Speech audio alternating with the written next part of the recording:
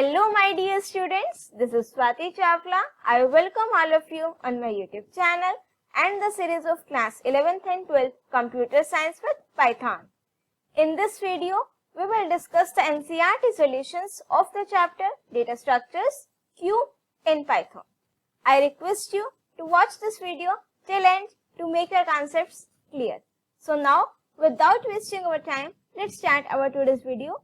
But before starting this, if you are new to my channel and not subscribed it yet, तो फटाफट से सबसे पहला काम चैनल को सब्सक्राइब कर दीजिए और साथ में उस बेल आइकन को भी प्रेस कर दीजिए so that आगे आने वाली सारी वीडियोस की नोटिफिकेशन सबसे पहले आपके पास पहुंचे. And if you like this video, do press the like button and share your views in the comment section. So now, let's start our today's video.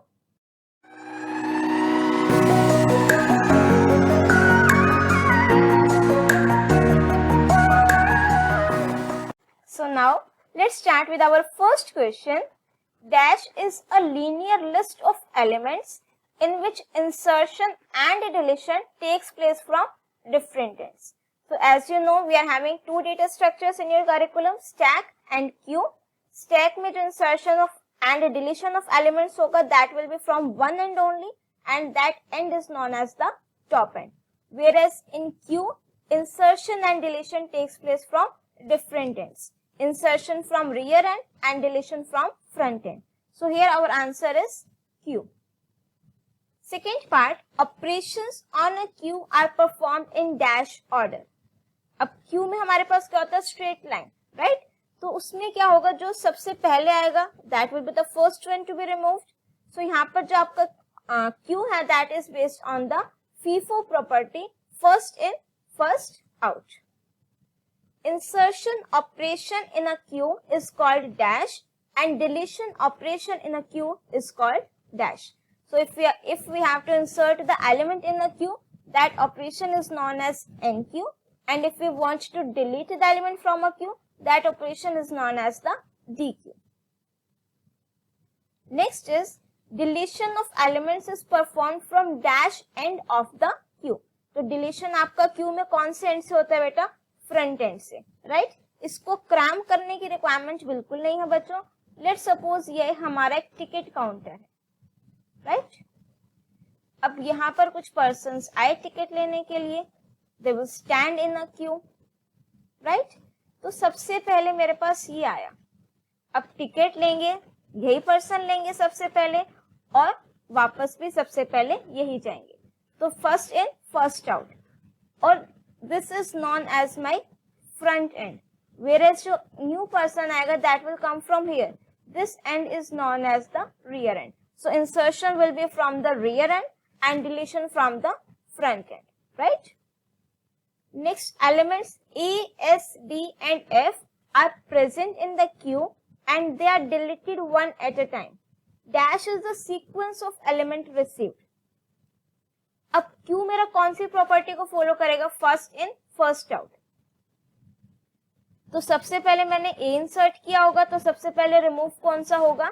ए.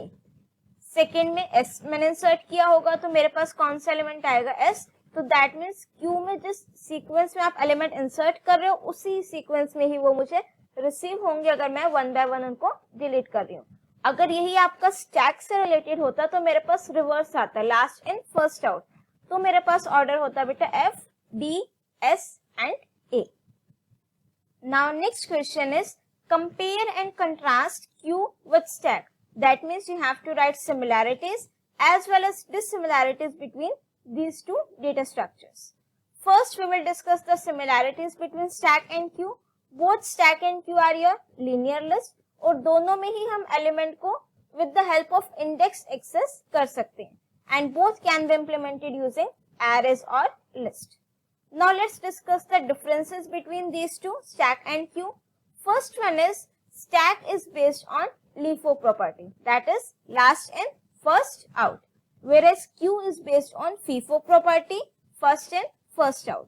तो stack में क्या होता है, जो हम element last में place करेंगे, that will be the first one to be removed, and whereas in queue जो सबसे पहले आएगा वो सबसे पहले remove होगा, right?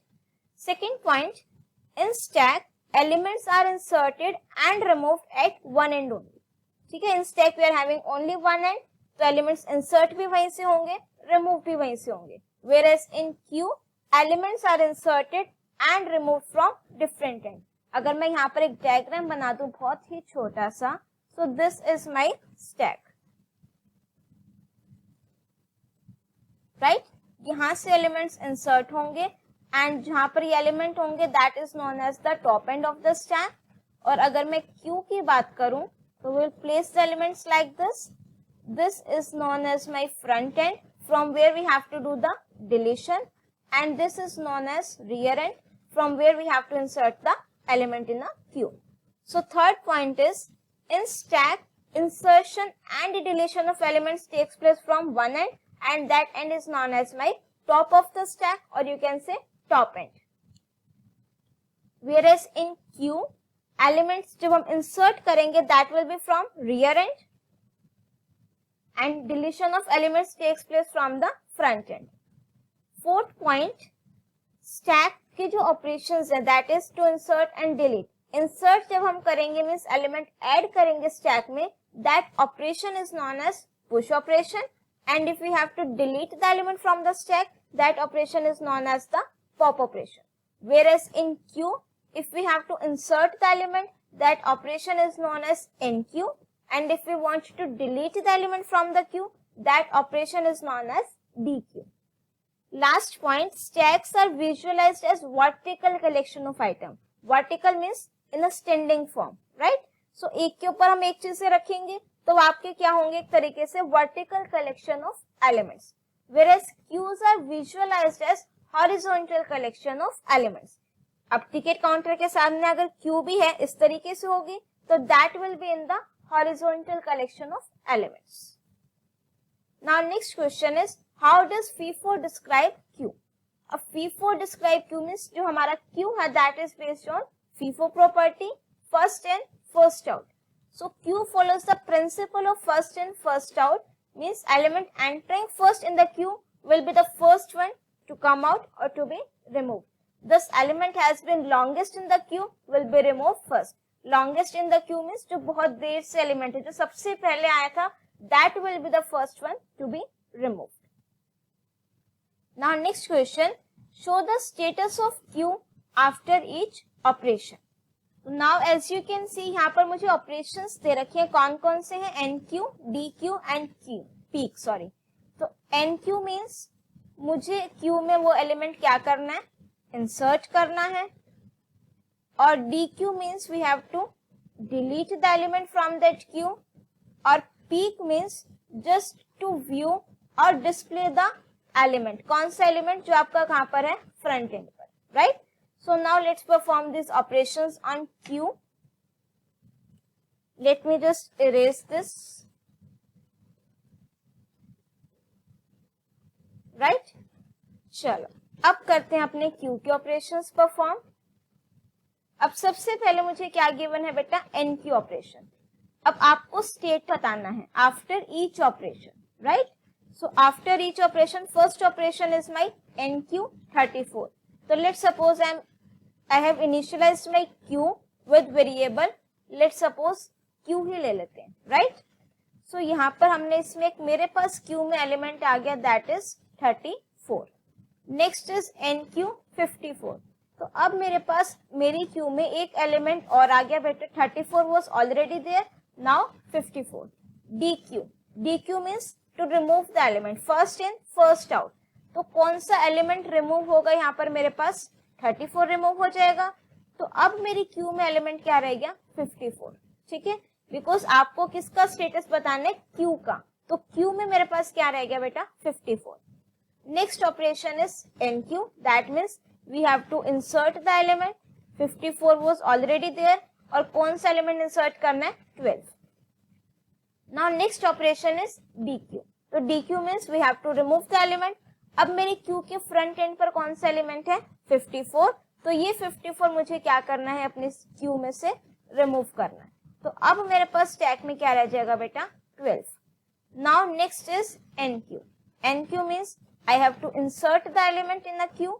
तो यहाँ पर 12 ऑलरेडी था, अब मैंने क्या इंसर्ट कर दिया बेटा, 61।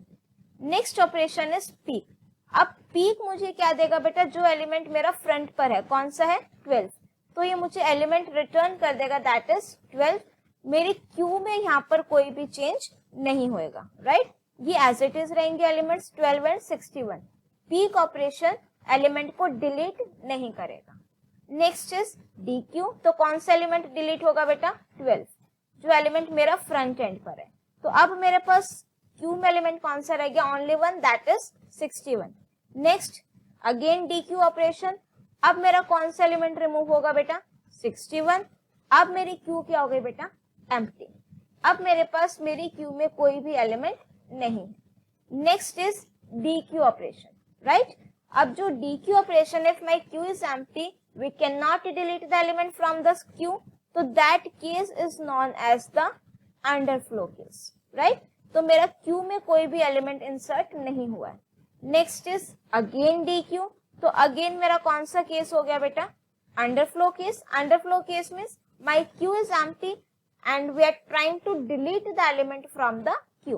So in this case we cannot delete the element from the queue because my queue is empty, and this is known as your underflow case.